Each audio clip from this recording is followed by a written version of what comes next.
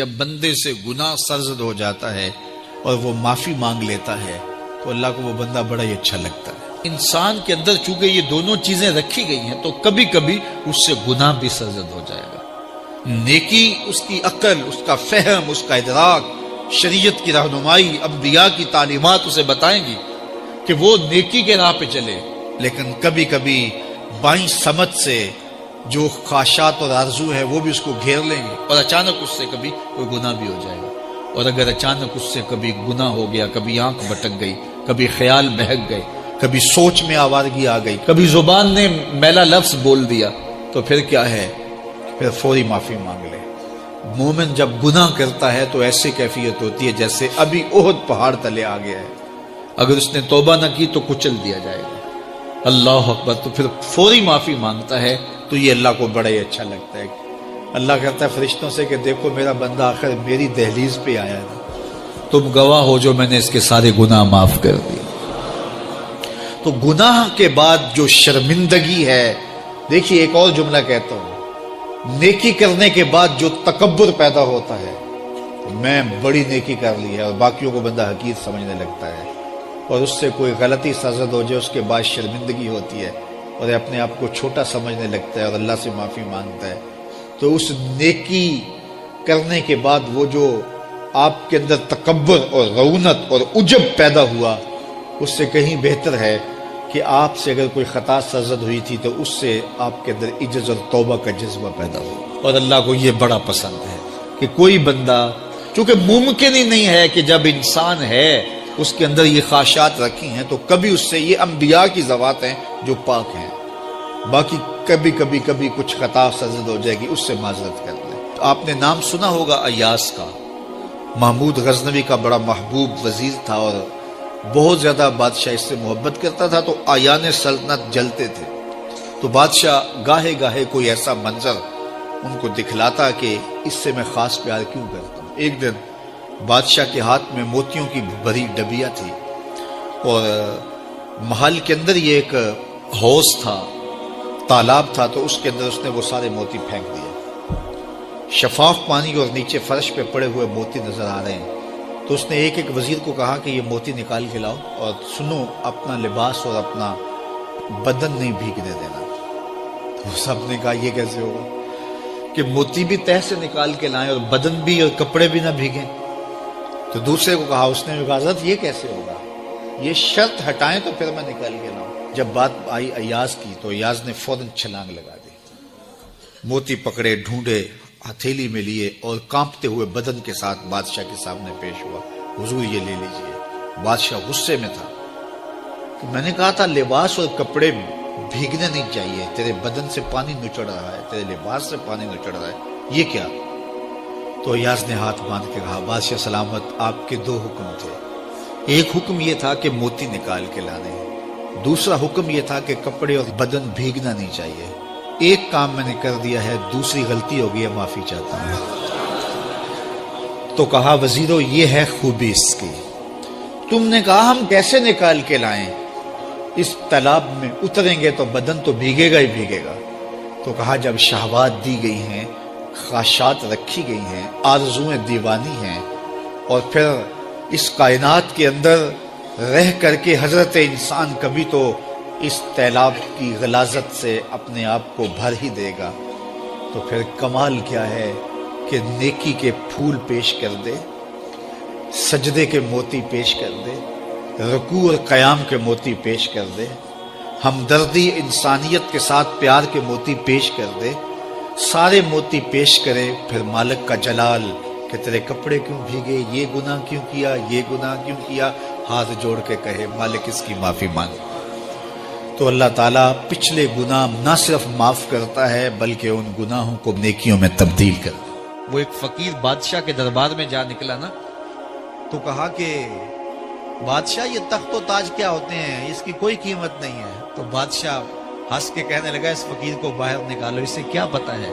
کہ تخت و تاج کیا ہوتے ہیں، اس کی لذت کیا ہوتی ہے۔ جب خدام کھڑے ہوتے ہیں، استقبال کر رہے ہوتے ہیں، جب تخت پہ بیٹھے اور ساری رعایا نیچے بیٹھی ہوتی ہے، اس نے کہا نکالو فقیر کو، اس کو کیا پتا۔ بادشاہ ایک دن شکار کرنے گیا تو وہاں اس کا گھوڑا جو ہے وہ سرکش ہو گیا اور ایسی جگہ پہ لے گیا کہ جہاں نہ پانی تھا اور نہ کوئی اور چیز. بادشاہ وہاں ہانپ رہا ہے کہ وہی فقیر مشکیزہ ڈالے ہوئے گزرا اور آواز دے رہا ہے پانی لے لو پانی لے لو.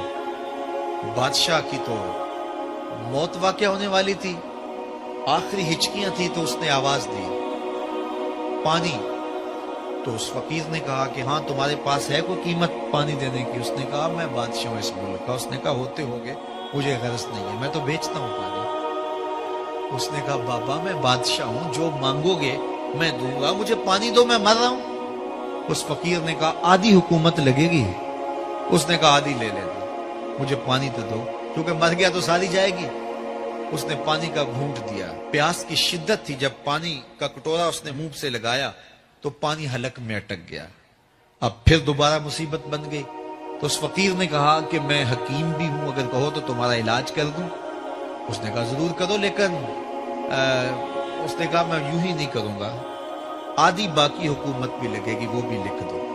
اس نے چمڑے کے اوپر لکھوا لیا, ساری حکومت لکھوا لی, اور اس نے اس کا علاج کیا فوری. جو اس کے پاس ٹوٹکا ٹونا تھا تو اس کا پانی حلق سے نیچے اتر گیا. بادشاہ گھوڑے پہ بیٹھا واپس آیا, وقت گزر گیا, عرصہ بیت گیا. بادشاہ پھر تخت پہ بیٹھا تھا, وہی فقیر بھیس بدل کے دوبارہ آ گیا. پھر اس نے نصیحت کی کہ آخرت کو یاد کرو, یہ دنیا کچھ نہیں ہے, 4 دن کی کہانی ہے. بادشاہ نے کہا تو میرا خیال ہے پہلے بھی کبھی آیا تھا, تو نہیں سمجھتا تخت و تاج کی لذت کیا ہے. اس نے کہا اس کی کوئی قدر و قیمت نہیں ہے, چھوڑ اسے, آخرت سب کچھ ہے. تو اس نے کہا نکالو اس فقیر بابے کو, یہ اس دن بھی آیا تھا تو آج پھر آ گیا ہے, اپنی راہ لے بابا. اس فقیر نے اپنے تھیلے سے وہ چمڑے کی دستاویز نکالی جس کے اوپر اس نے ساری حکومت لکھ کے دی تھی. اس نے کہا بادشاہ یہ ہے تیری حکومت کی قیمت, صرف 2 گھونٹ پانی, جس پر تو نازاں ہے, جس پر تجھے فخر ہے, تو قبل اس سے سورج مغرب سے طلوع ہو جائے, توبہ کا دروازہ بند ہو جائے, سانسیں اٹک کے حلق تک آ جائے, اور ہماری زندگی کا دفتر سمیٹ دیا جائے, اور پھر پچھتائیں ہائے جو چند لمحے ضائع کیے, ہائے جو زندگی برباد کی وہ کیوں برباد کی. کل کے پچھتاوے سے بہتر آج کا پچھتاوا زندگی پلٹ ہوگا. وقت پر کافی ہے ایک قطرہ بھی آب خوش ہنگام کا, جل گیا جب کھیت برسا بھی تو پھر کس کام کا. آئیے میں اور آپ اپنی زندگی کو مالک کی چوکھٹ پہ, مالک کی دہلیز پہ لے جائیں, اس کے حضور سچی توبہ کریں, رجوع لائیں, اپنے گناہوں سے معافی مانگیں. وہ کریم ایک آنسو سے سارے گناہ معاف کر دے گا. اپنی آخرت کی تیاری کریں, کاروبار دنیا بھی کریں, لیکن اصل ہماری زندگی آخرت کی زندگی ہے. صحابہ کو خندق کھودتے دیکھا تو پیار آیا تو یہی کہا اللہم ان العیشہ عیش الاخرہ, اے اللہ زندگی تو آخرت کی زندگی ہے. فاغفر للانصار والمہاجرہ, میرے انصار کو بھی بخش دے, میرے مہاجروں کو بھی بخش دے. تو اللہ تعالی ہم سب کی مغفرت فرمائے. زکوٰۃ کا نصاب کیا ہے؟ 7.5 تولے سونا یا 52.5 تولے چاندی, یا ان میں سے جس کی قیمت کم ہو اس مقدار کی رقم, اس پہ 1 سال گزر جائے تو زکوٰۃ واجب ہو جائے گی. اور اگر کوئی تاخیر کرتا ہے تو گنہگار ہوگا, لیکن اگر کوئی ایڈوانس بھی دے دیتا ہے تو زکوٰۃ اس کی بھی ہو جائے گی, کہ 2 سالوں کی اکٹھی زکوٰۃ دے دیتا ہے تو یہ بھی جائز ہوگی کہ اس نے ایڈوانس زکوٰۃ دے دی. اب زکوٰۃ کے مصارف کیا ہیں؟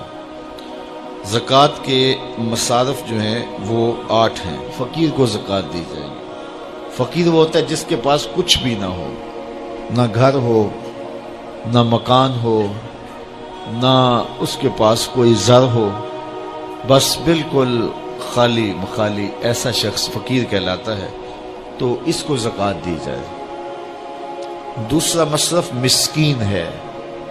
مسکین ایسے شخص کو کہتے ہیں کہ جس کے پاس اپنا ذاتی گھر تو ہے اور تھوڑا بہت کام کاروبار بھی ہے, بچوں کی روٹی روزی بھی چلتی ہے, لیکن اس کے پاس اتنے پیسے جمع نہیں ہوئے کہ وہ نصاب کی ملک تک پہنچے. یعنی 7.5 تولے سونا یا 52.5 تولے چاندی یا ان دونوں میں سے کسی ایک کی قیمت اس کے پاس نہیں ہے تو وہ مسکین کہلائے گا، تو وہ بھی زکوٰۃ کا مستحق ہے۔ تیسرا رقاب، یعنی غلام کو آزاد کرنے کے لیے اس کو زکوٰۃ دی جا سکتی ہے تاکہ وہ اپنی قیمت دے کر کے اپنے آقا سے اپنی جان چھڑا لے۔ اور چوتھا غارم، غارم وہ ہے جو قرضے تلے دب گیا ہے اور اس کے پاس قرضہ اتارنے کے لیے کچھ نہیں ہے، تو اس مقروض کا قرض اتارنے کے لیے اس کو زکوٰۃ دی جا سکتی ہے۔ پانچواں شخص فی سبیل اللہ، فی سبیل اللہ وہ شخص ہے کہ جو اللہ کی راہ میں نکلا ہوا ہے، جو مدارس دینیہ کے طلبہ ہیں وہ بھی زمرے میں آتے ہیں، ان کو زکوٰۃ دی جا سکتی ہے۔